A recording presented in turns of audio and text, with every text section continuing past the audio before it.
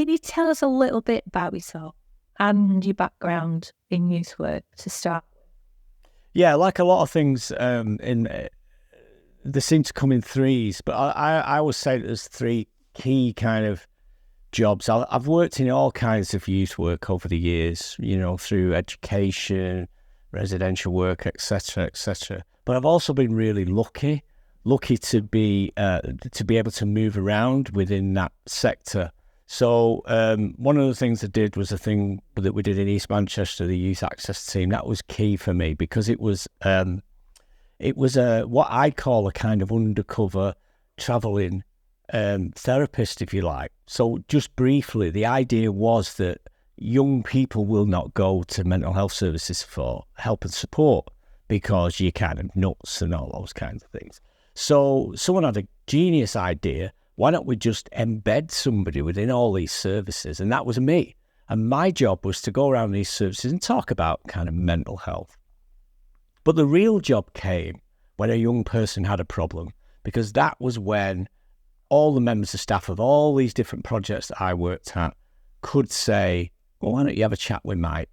Well, the young people didn't really know. That's the whole reason I was there. So that was really kind of pivotal as a job for me, kind of working with on the hoof in colleges, youth works, youth clubs, projects, all that kind of thing. And that was after a role that I had which was a fantastic role, which was basically with a family intervention team. And our job was to keep young people at home and not allow them to go into the care system, because we all know the stats when a young person leaves home. So our philosophy was a kind of an okay home is better than being in local authority care, not just for the cash for the local authority, but because the young people would fare much better. And we kept literally hundreds of kids out of care using family therapy. And then I had some great experiences in youth work. And then there's all the other stuff, which is, working in education, exclusion, all those kinds of things. There's not much I haven't really done in the youth work sector. It's interesting because then from that over the years, you've worked in that industry. Yeah.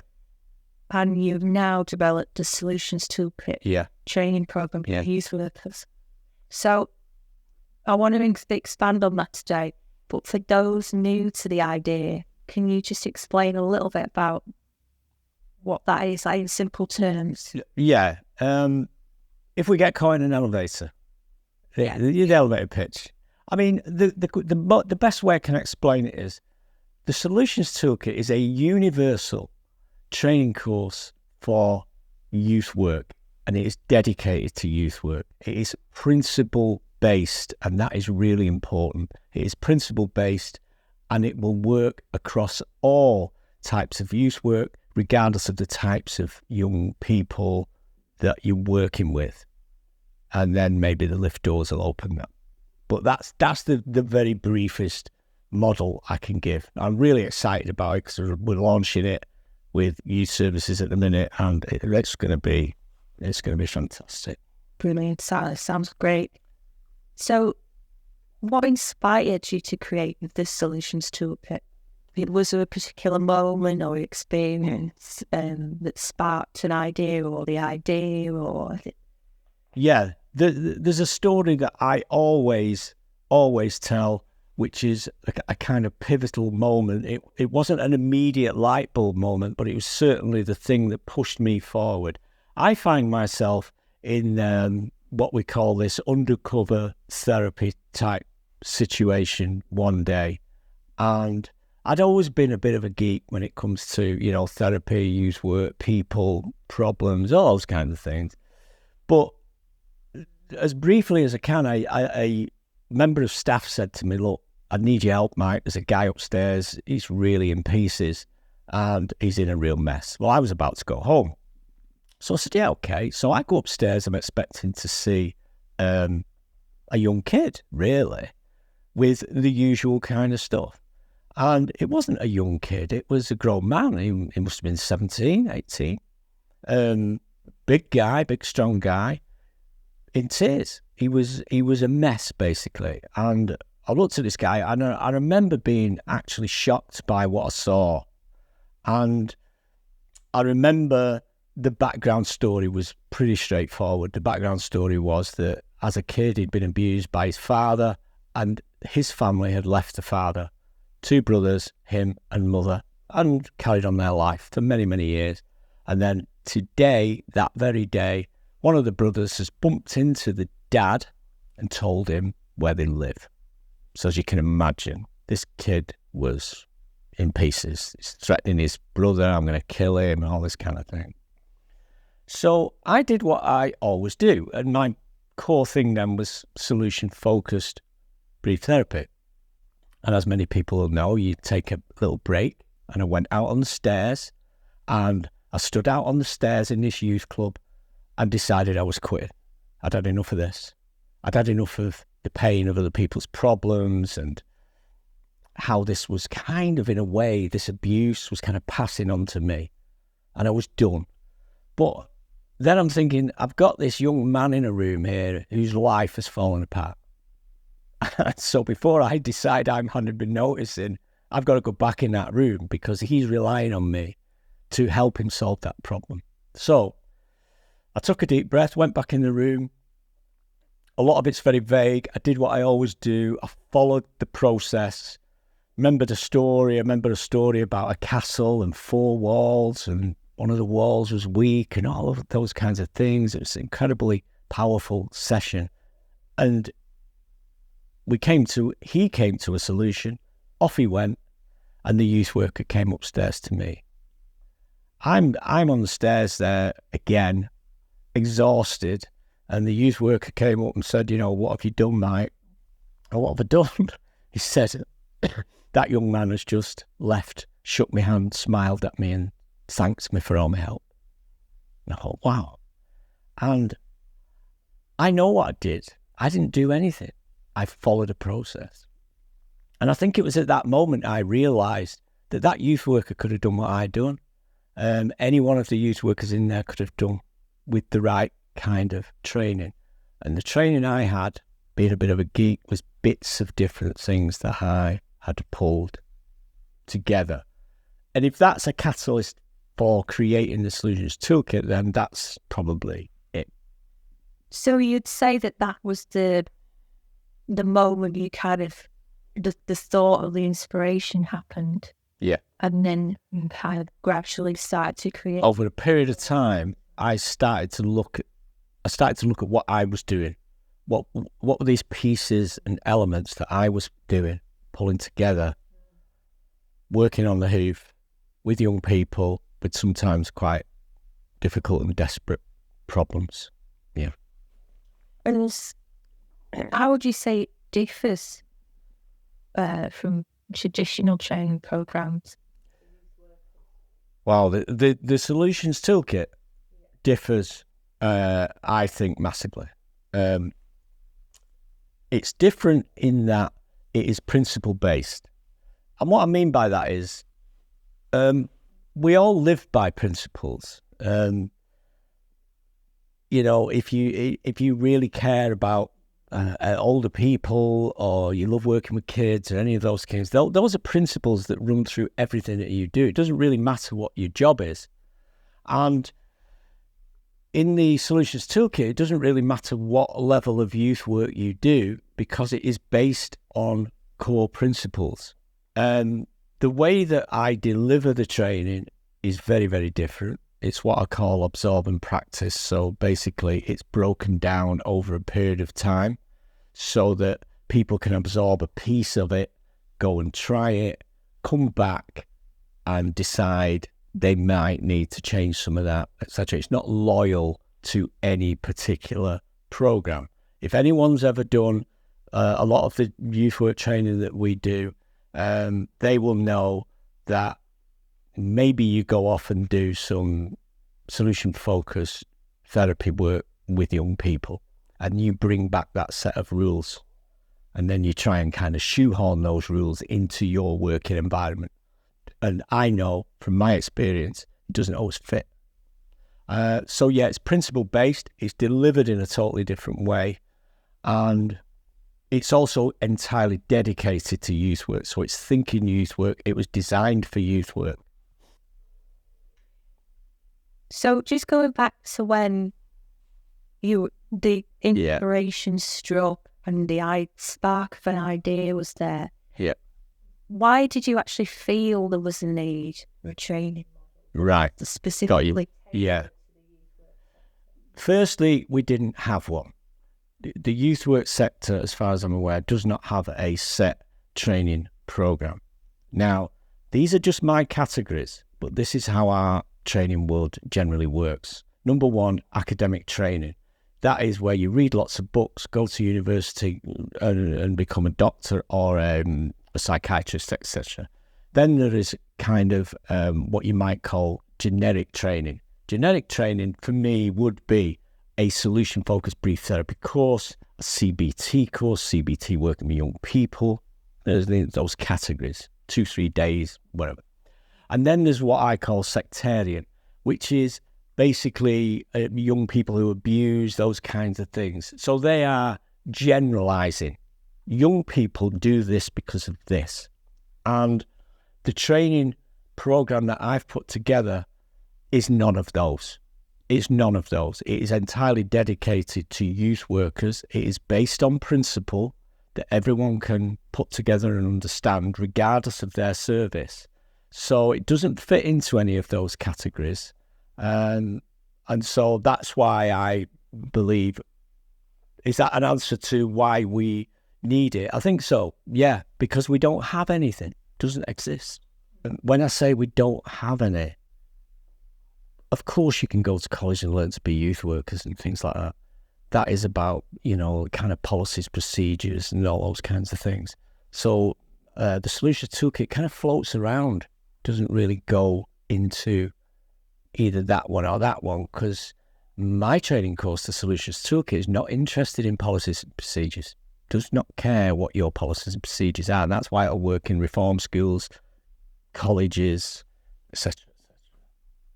So what I found really fascinating is the interesting terminology within the course, because I've done the course and you kindly let me try it out. Yeah. One of which is the Problem Paramedic. Can you expand on? Yeah. The Problem Paramedic is a term that I came up with, and it's following a logical kind of thought process, and that's this. We're youth workers. We all work with young people, youth clubs, residential care homes, anywhere like that. We are youth workers. And most people, especially if you've got kids of your own, you know that youth brings along problems. And that's all levels. Those levels can be, the general day-to-day dynamic and serious issues that, these young people go through, whether that be, drugs, abuse, all those kinds of things. And what I realised was that we, as youth workers, are pretty much usually first on scene. Think of the guy I told you about earlier, the young guy. He didn't have anywhere to go. There's a crisis in his life, and he went to a youth club. And that's fascinating, but also really sad as well. So the Problem Paramedic is my terminology for a youth worker, because a youth worker's first on scene. So let's say I fall off my bike and I have an accident, and one of the greatest, to carry the analogy further, one of the greatest surgeons in the world is there. I say, no, I want a paramedic. I don't want you. Oh, well, I'm the greatest surgeon in the world. I don't care. I need a paramedic to put me in an ambulance if I need it, make sure I'm breathing. And he has a process. Now then, to keep that analogy, I believe that as youth workers, we should have a process. Our job isn't to solve the long-term issue, because our job is to stand them up and get them on the feet and take them, perhaps in the ambulance, to a professional. Then they will go to the therapist. So we are constantly problem paramedics. We're constantly first on scene, just like the young man I told you about earlier. I was always the paramedic. My job was not to solve his problem from now until, however long that treatment might be required. Does that make sense? And that's why I use that term, the problem paramedic. We're always first there, always. And another unique element of the Solutions Toolkit is the absorb and practice model, which kind of goes back to what you were saying about it isn't CBT in 3 days and it isn't this in 2 days training. Yeah. So could you explain how that works in comparison to, say, the usual 2-day training? 2 days, 3 days, we got to a hotel, we sit in a hallway. Reminds me of a story that's attributed to Woody Allen. And Woody Allen invested in a speed reading course and he decides to take on War and Peace. So someone said, what's it about? And he said, it's about Russia. And I think that is a fantastic story to illustrate what often happens to us all after our 2 days training. I've been there many times, full of enthusiasm, full of beans. Can't wait to take this back to my working environment and find that some of it's slipped away, some of it's watered down. We're not all understanding it in the same way. And I think that's a great illustration of that. Absorb and practice is a model where I have a thing I call map out, which is meet, i.e. it's designed to operate maybe after a team meeting for half an hour. You watch a video, you watch a principle, you discuss it and talk about it, you absorb it, and then you go out for the following week and you practice it. It's pretty much harmless stuff. It's just ways of talking with people, different principles, and you practice and then you come back at the next team meeting and do the whole thing again and get your outcome, the outcome that you wanted and the way that you've adapted it into your working. Can you walk us through a typical learning process for someone using the Solutions Toolkit? So from the first session to how they apply the material. Yeah. The material's presented us with a physical workbook for all of the team. It would be a simple, usual team meeting. Then after the meeting, you may watch one of the videos in the course. After watching it, you would discuss it, some very basic stuff, and then agree to go out and practice that and actually watch each other practice these things within the real working environment. Raise some eyebrows, see some things happen differently, see your colleagues do things differently. Come back together at the next team meeting, maybe 2 weeks, maybe 3 weeks, having tried that one principle, and then be able to talk about that together as a team. Say, yeah, John, that was funny. I saw you say that last week. I saw you do that. And did you see how he reacted in that way? And so it's a slower process, taking on board these principles. And the principles, like I say, are pretty much kind of set in stone. So they allow you as a team to be really, really consistent in the approach that you have with the young people. Who is Aunt Betty? Yeah. Well, you know who Aunt Betty is. But Aunt Betty is a person who, my Aunt Betty is a person that you kind of go to when you've got a problem. She's one of those people who you go to with a problem and you come away just feeling better. You feel more upbeat. You feel like you can deal with it. And when you ask, well, what did she suggest? What did she say you should do? Well, nothing really. Mainly she listened and she told some stories and she mentioned some things, but she didn't really tell me to do anything. I just felt like I could, and as we say in solution-focused therapy, leave no footprints behind. She didn't tell me to do anything. But the funny thing about Aunt Betty is she's never wrote a book. She's done no psychology classes. She has never worked with anyone, young people or any of that. And as you know, Aunt Betty isn't a real person. She doesn't exist in reality. She's a character. But you do know Aunt Betty, because it could be you. It could be a colleague that you work with. It could be a friend. And Aunt Betty I use to illustrate exactly what we're talking about in the Solutions Toolkit. Could we all be a bit more like Aunt Betty and a bit less like Sigmund Freud? Because that is not our job. We are paramedics.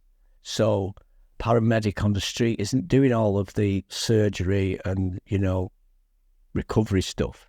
It's standing you up. That's what we do. And that's what Aunt Betty is very good at.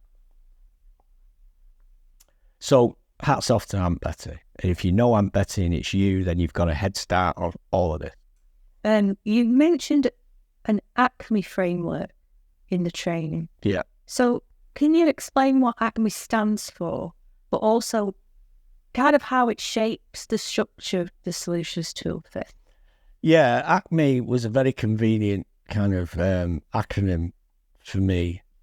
You're too young, but, as kids, we used to watch the Looney Tunes cartoons, and we used to watch Wile E. Coyote, and everything he got was from A.C.M.E.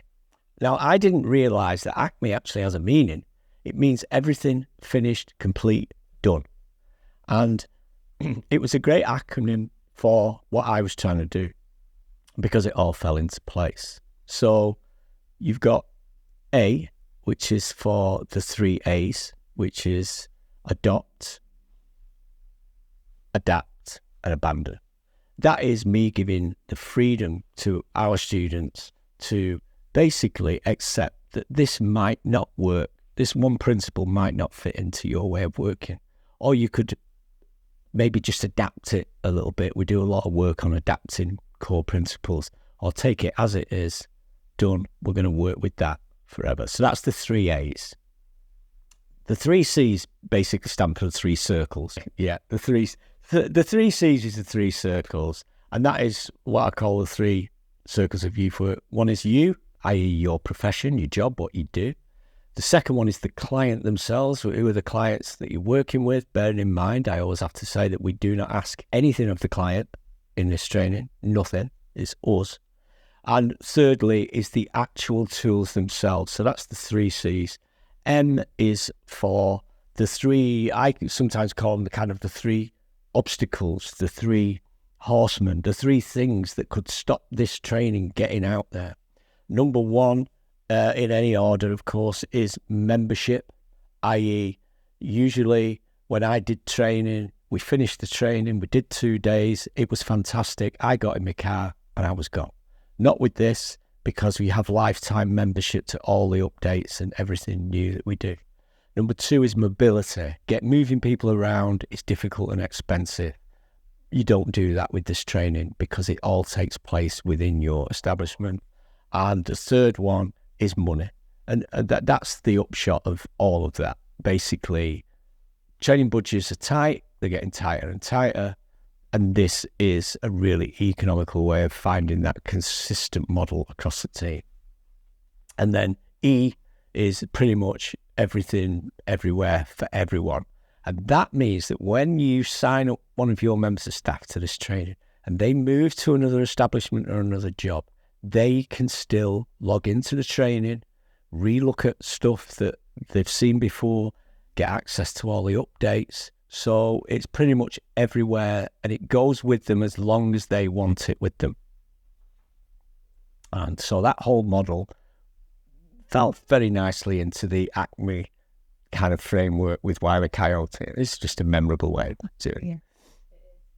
So looking at your model, how would you say youth workers could apply the principles that they learn in different environments from, say, like schools, youth centres, reform programmes? Would you say it was a universal model? Absolutely, 100% universal model. The reason it's universal is because, one, it has to be in order for it to work. And that was one of the biggest barriers I had when I decided to try and do this. But I looked at, now that you know a bit more and you've done the course and you think about the 3 A's and stuff like that, That's why it works, because you can adopt and adapt this set of tools. And that's why it's the Solutions Toolkit, because it's a toolkit, really. And in another life, I was an electrician. And when I went to a job, I really could have done with knowing a little bit about the job, because I needed to know what tools I might want to get out the van. Was I rewiring a house or repairing a socket? Come in with a tester and a screwdriver. So this is that kind of version of that for the youth work that we all do. So you are adapting and adopting these tools into your working environment. It is not going to touch your regime, rules and regulations, types of young people. It's basically principle-based. To look at that, and you just emphasised there again the ability to adopt, adapt, or abandon the ideas. Why is that freedom important in this kind of training? That freedom, I think, is important in any kind of training.